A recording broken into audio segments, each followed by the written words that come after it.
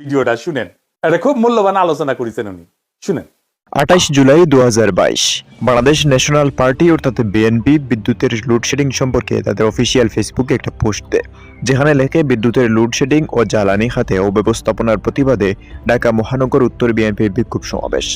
29 জুলাই 2022 শুক্রবার, স্থান প্রেস ক্লাবের সামনে। এরপর প্রেস ক্লাবের সামনে এক বিশাল বিক্ষোভ সমাবেশ করে বিএনপি। সেখানে উপস্থিত ছিলেন বিএনপির অনেক বড় বড় নেতা কর্মীরা।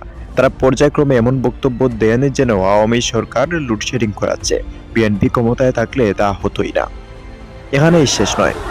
2023 সালের 5 জুন হাসিনা সরকারের উন্নতি সন্ধ্যার পর মোমবাতি, এমন একটা ফটোকার্ড ফেসবুকে পোস্ট করে বিএনপির অফিসিয়াল ফেসবুক পেজ। এছাড়াও আরও অনেক সময় তাদের প্রতিবাদ বিভিন্নভাবে উত্থাপিত হয়।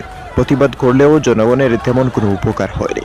কিন্তু কালের বিবর্তনে আওয়ামী সরকারের পতন হলো, ক্ষমতা পেল বিএনপি। এবার লোডশেডিং কেন? গ্রামাঞ্চলে তো কারেন্ট থাকেই না। তবে মজার বিষয় হলো, এবার আওয়ামী লীগ তাদের অফিসিয়াল ফেসবুকে পোস্ট করেছে খাম্বা আর বিএনপি একই সূত্রে গাঁথা। কেউ অস্বীকার করলে গ্রামে যেয়ে ঘুরে আসতে পারেন। এর সাথে একটা ফটোকার্ড যুক্ত করেছে, সেখানে লেখা ছিল খাম্বা আছে কারেন্ট নাই, এই সরকারের দরকার নেই। অর্থাৎ এটা অতিরিক্ত প্রতিবাদ। এই উভয় প্রতিবাদ আসলে জনগণের কল্যাণের জন্য নয়, বরং নিজ নিজ রাজনৈতিক প্রতিহিংসা।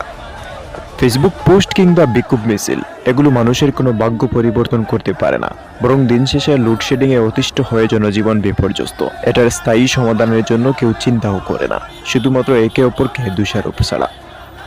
আপনার কি মনে হয় এই প্রতিবাদ কিংবা বিক্ষোভ মিছিল জনগণের কোনো কাজে আসবে, নাকি এটার স্থায়ী সমাধানের পথ খোঁজা একান্ত জরুরি?